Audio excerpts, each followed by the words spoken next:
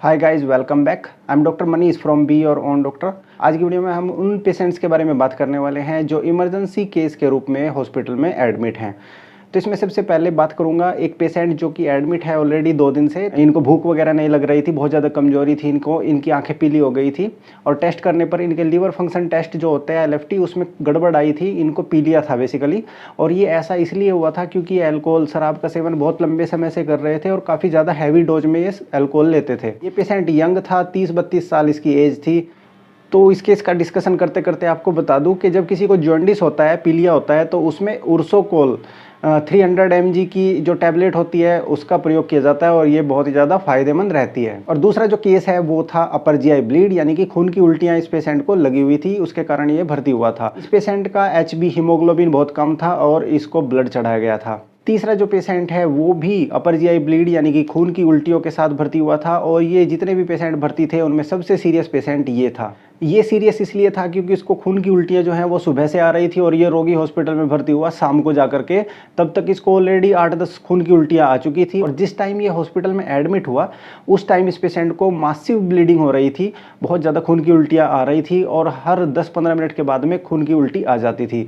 तो इस पेशेंट का जब ब्लड टेस्ट कराया गया तो उसमें इसका हीमोग्लोबिन HB कम पाया गया काफ़ी ज़्यादा। इस पेशेंट का BP भी, ब्लड प्रेशर भी कम था और इसको हार्ट रेट, जब BP कम होता है तो हार्ट रेट ऑटोमेटिकली बढ़ जाती है। तो ये जो पेशेंट है इसको काफ़ी ज़्यादा भारी मात्रा में ब्लड चढ़ाया जा रहा था और साथ साथ इसको खून की उल्टियों में निकल भी रहा था।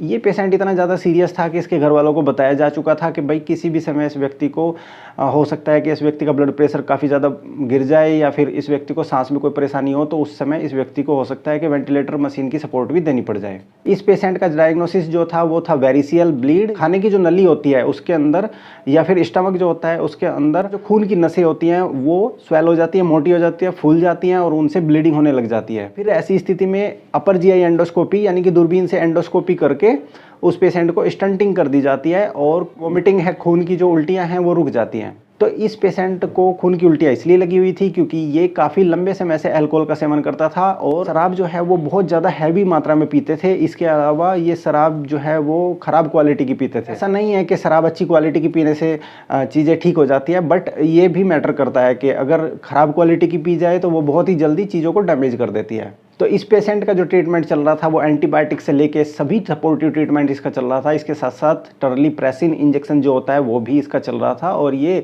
खून की उल्टियाँ रोकने में बहुत ही ज़्यादा फायदेमंद है। नेक्स्ट केस जो था वो था RTA हेड इंजरी, यानी कि इनका एक्सीडेंट हुआ था और उसके साथ साथ इनको सर पर चोट लग गई थी, उसके कारण ये हॉस्पिटल में एडमिट थे। बहुत सारे लोग हेलमेट नहीं लगाते हैं। मैं अपनी वीडियो में बार बार एक बात समझाता हूँ कि भाई हेलमेट जरूर लगाएं और उसकी जो स्ट्रिप होती है वो भी जरूर बांधें। हेड इंजरी के जो पेशेंट होते हैं उनका व्यवहार बिल्कुल बदल जाता है, उनका जो होश का लेवल है वो बिल्कुल ही चेंज हो जाता है। कभी कभी वो व्यक्ति पूरे तरीके से होश में नहीं भी आ पाता, लेकिन ये जो पेशेंट एडमिट था ये होश में था, बातें समझ रहा था, लेकिन इसका व्यवहार पूरे तरीके से बदला हुआ था।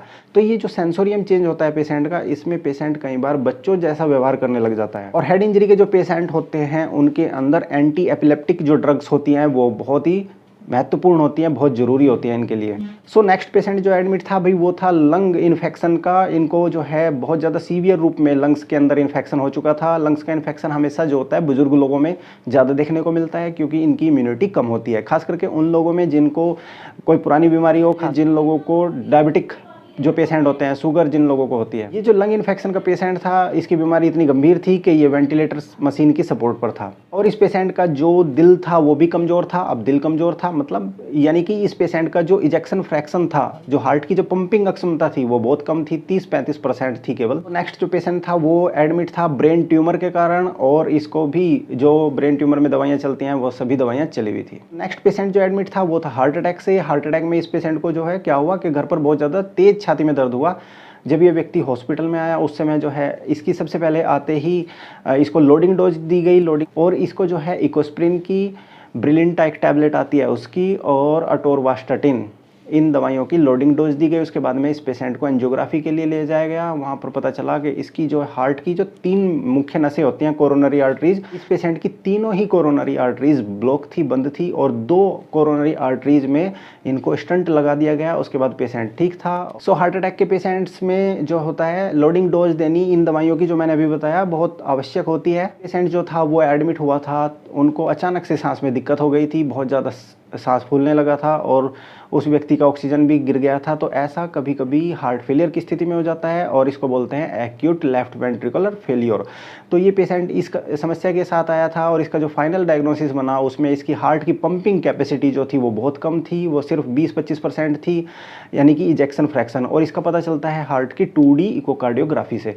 इसके साथ साथ इनका जो एक्सरे था वो भी बहुत ज़्यादा ख़राब था। ऐसे पेशेंटों में जो होता है डायूरेटिक्स दवाइयाँ, यानी कि पेशाब लाने वाली जो दवाइयाँ होती हैं वो चलाई जाती हैं और कभी कभी इन लोगों का ब्लड प्रेशर जो है कम हो जाता है। ऐसी स्थिति में इनको ब्लड प्रेशर बढ़ाने वाली दवाइयों का इन्फ्यूजन भी चलाना पड़ता है। तो ये पेशेंट जो है ऑक्सीजन की सपोर्ट पर था। इस पेशेंट को हो सकता था कि बाईपैप जैसी मशीन लगानी पड़ जाए, लेकिन भाग्यशाली रहा ये व्यक्ति और ये ऑक्सीजन से ही पेशेंट ठीक हो गया। तो दोस्तों आज के ये कुछ केस मैंने आपसे डिस्कस किए हैं, इसी तरीके के केस लेकर के फिर से आएंगे और इन केसों से रिलेटेड कुछ चीज़ें भी आप लोगों को मैं साथ साथ समझाने की कोशिश करता हूँ कि इनमें किस प्रकार की दवाइयाँ बहुत महत्वपूर्ण होती हैं, क्या ऐसे पॉइंट होते हैं जो हमें मिस नहीं करने चाहिए, जो हमें हमेशा ध्यान में रखने चाहिए। तो मिलते हैं फिर किसी और वीडियो में और किसी और केस के साथ, तब तक के लिए नमस्कार।